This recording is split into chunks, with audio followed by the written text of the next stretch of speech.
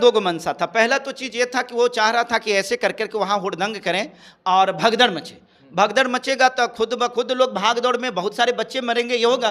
तो पहला उद्देश्य ये था। और दूसरा डर और दहशत कायम करना था मसीहियों में, ये जो प्रोग्राम करवा रहे थे उनको, कि इस प्रकार के प्रोग्राम कोई ना करवाए, डर जाए। नमस्कार, आप देख रहे हैं जनहित संदेश। मैं बी कुमार आप सभी का स्वागत करता हूं। साथियों, अभी मौजूद हूं जहानाबाद में, और 2 दिन पहले से जो है पटना गांधी मैदान में एक क्रूसेड चल रहा था। कोई प्रिज्म पीटर नाम के पास्टर हैं, उन्हीं के माध्यम से बहुत बड़ी कार्यक्रम थी। उसमें तकरीबन लाखों लोग आए हुए थे। बिहार का सबसे बड़ा कार्यक्रम था वो, और ईस्टर के रूप में मनाया जा रहा था। पहला दिन तो सही रहा। दूसरा दिन जो है कुछ तथाकथित धार्मिक संगठन के जो लोग हैं वो पहुंच जाते हैं उस सभा में और बाधित करने का प्रयास करते हैं। इसी मुद्दे पे बातचीत करने के लिए हमारे साथ पास्टर चितरंजन जी हैं। ये अपने बेबाक अंदाज के लिए जाने जाते हैं। इनसे बातचीत करते हैं कि इनका क्या कुछ कहना है उस प्रतिक्रिया पे। क्या कहिएगा सर? स्वागत। सबसे पहले तो जितने भी इस चैनल के माध्यम से जो लोग देख रहे हैं, सारे लोगों को परमेश्वर यीशु मसीह के नाम में सबको जय मसीह कहता हूं। और उसके बाद में ये मैं जानकारी देना चाहता हूं सबसे पहले कि बिहार के जो गांधी मैदान है पटना में, उस पटना में 10 तारीख और 11 तारीख को 2 दिन जो था क्रूसेड का कार्यक्रम था, जिसमें प्रिज्म पीटर जो मुख्य प्रीचर के रूप में आए हुए थे, और यीशुआ जो बैंड है जो आराधना के लिए, वो और बहुत बड़ी कार्यक्रम थी। उसमें लाखों लाख की संख्या में लोग पहुंचे थे। 10 तारीख के तो कार्यक्रम विधिवत सब कुछ सही रहा, क्योंकि राज्यपाल महोदय का आगमन था, उसमें आकर के उन्हीं के द्वारा उद्घाटन किया गया था। सारे चीज़ सिस्टमेटिक ढंग से चल रही थी। सारे एडमिशन परमिशंस जो भी होती हैं वो सारे चीज़ के साथ था। ऐसा कुछ नहीं था कि कोई अवैध नाम दे, तो ऐसा भी कुछ नहीं था। इतना के बावजूद भी एक दुस्साहस देखिए कि 11 तारीख को BHP विश्व हिंदू परिषद के कुछ 10-15 गो, मुझे नहीं लगता है कि वो लोग, पता ना विश्व हिंदू परिषद के होगा भी नहीं होगा, इसलिए को सारे जो बच्चे टाइप के जो होते हैं, जो महज 15 साल 20 साल का जो लड़का है, इस प्रकार का, उसके पीछे से 4-5 जो थे वो अडल्ट हो सकते हैं, वो लोग आए। हालांकि मैं तो था नहीं, मैं वीडियो के माध्यम से देखा। तो पीछे से वो जय श्री राम का नारा लगाते हुए आया, कुर्सियाँ पीछे में थी, उसको उठा पटक करके तोड़फोड़ करना शुरू कर दिया, और इस प्रकार से एक अफरा तफरी का माहौल बनाने का प्रयास किया। अब आप सोच सकते हैं कि उसमें बच्चों को, जो नैनिहाल बच्चों को लेकर के भी माँ बहनें वहाँ पहुँची हुई थी।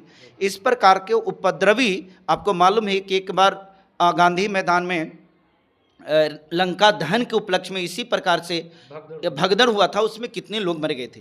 तो इन लोगों का मेन उद्देश्य ये था कि इनकी जो ये सेलिब्रेशन, ईस्टर का सेलिब्रेशन चल रहा है, ये ना हो, और ऐसे हुड़दंग कर दें ताकि भगदड़ मच जाए और भगदड़ में सैकड़ों लोगों की मौत हो जाए। इस प्रकार के मानसिकता के साथ वो लोग आया था। लेकिन एक बात के लिए धन्यवाद कहेंगे कि आज जो मेरा प्रयास है जन जन तक, प्रत्येक राज्य में, प्रत्येक राष्ट्र तक ये पहुंच रही है, और मैंने इस संदेश साफ दे दिया है।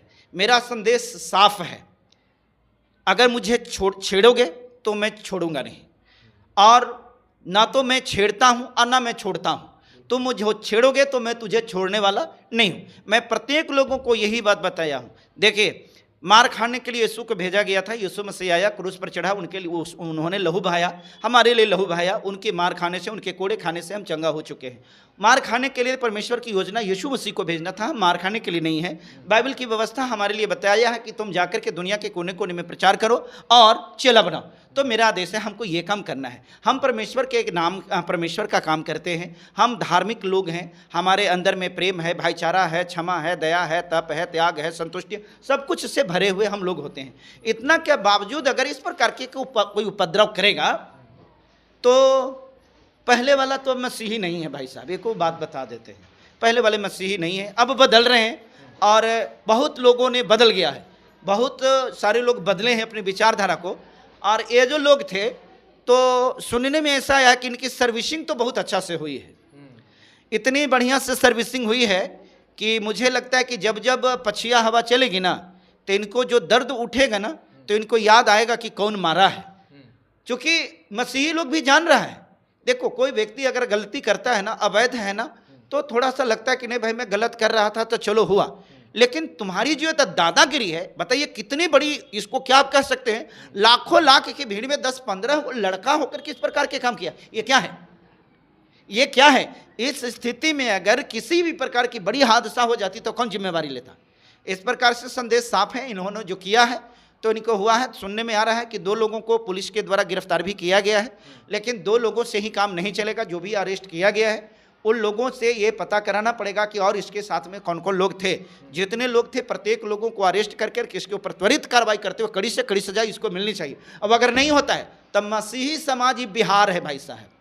बिहार का मसीही उत्तर प्रदेश वाले या राजस्थान वाले या मध्य प्रदेश वाले या अन्य जगह वाले नहीं हैं। यहाँ लोग जानते हैं टीट फॉर टैट, जैसे को तैसा। जिस भाषा में कहोगे उसी भाषा में तुमको जवाब देना पड़ेगा। अब कौआ आकर के बोलेगा काँ काँ काँ काँ, तो मैना बोलेगा कि माँ माँ माँ, तो समझ जाएगा? नहीं समझेगा ना। तो कौआ को कौआ की ही भाषा में जवाब देना पड़ेगा। वो समय बड़ी हो गया जिस दिन हमने कहा कि नहीं नहीं नहीं मारना हमको नहीं है, हमको तो मार खाना, वो सब चीज़ हो गया। अब वो चीज़ नहीं है, कॉन्सेप्ट अब बदल चुका है। इसलिए हम तो यही कहेंगे कि भाई साहब जो आप इस प्रकार के काम करने के लिए सोच रहे हैं तो ये अब समय बदल गया है। अब ऐसे करोगे तो लतियाए जाओगे, जुतियाए जाओगे और इस प्रकार से हॉस्पिटल में भर्ती होना ही पड़ेगा। और उनकी मंशा क्या थी? दंगा भड़काना या फिर धार्मिक जो कार्य आपके चल रहे थे उसको रोकना? नहीं, उसका 2 मंशा था। पहला तो चीज़ ये था कि वो चाह रहा था कि ऐसे कर करके वहाँ हुड़दंग करें और भगदड़ मचे। भगदड़ मचेगा तो खुद ब खुद लोग भाग दौड़ में बहुत सारे बच्चे मरेंगे, ये होगा। तो पहला उद्देश्य ये था। और दूसरा डर और दहशत कायम करना था मसीहियों में। ये जो प्रोग्राम करवा रहे थे उनको कि इस प्रकार के प्रोग्राम कोई ना करवाए, डर जाए, इस प्रकार के चीज़ को करना था। तो इन लोगों के लिए स्पष्ट इस बात को कहना था। वो लोग ये चाह रहा था कि ऐसे करेंगे तो लोग समझ जाएगा कि भाई हमको ये चीज़ नहीं करना है, हम नहीं प्रोग्राम कराएंगे।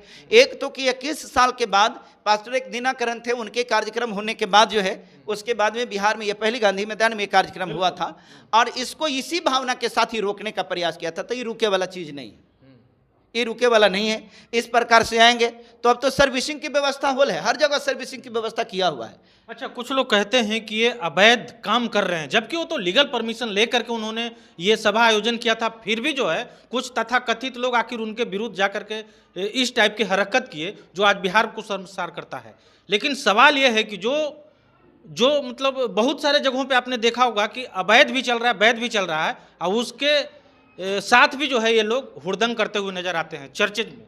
देखिए, सबसे बड़ी तो बात यह है कि वैध है या वैध है इसका तय करने वाला पब्लिक को कोई नहीं हो सकता है। आपको ये अधिकार नहीं दिया है। वो अगर पब्लिक के अधिकार है तो प्रशासन को घर बैठ जाना चाहिए।